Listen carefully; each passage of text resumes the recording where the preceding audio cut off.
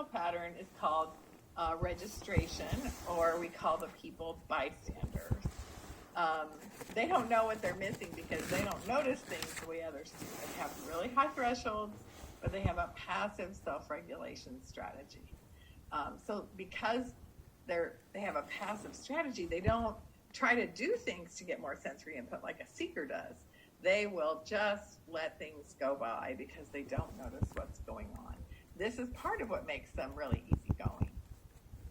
As with all the patterns, registration can be useful or interfering as well. People with a registration pattern don't notice things that other people notice and probably are bothered by. For example, hearing the children scuffle downstairs when you're upstairs. You know, the other spouse might be, can't you hear those children fighting? And the answer is no, they're not noticing that at all.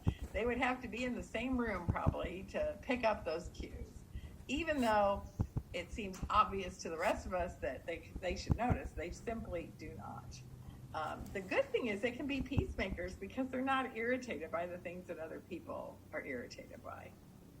So it interferes when this high threshold is sort of bigger than the activities of everyday life. So a baby might be hard to get awake in the morning if they're bystanders. It might take a lot more sensory input to get them to arouse.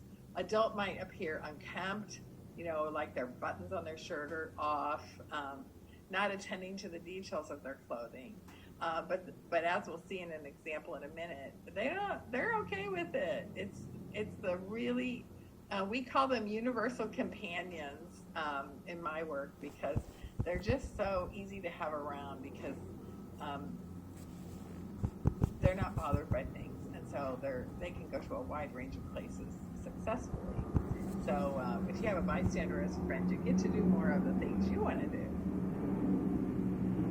So I've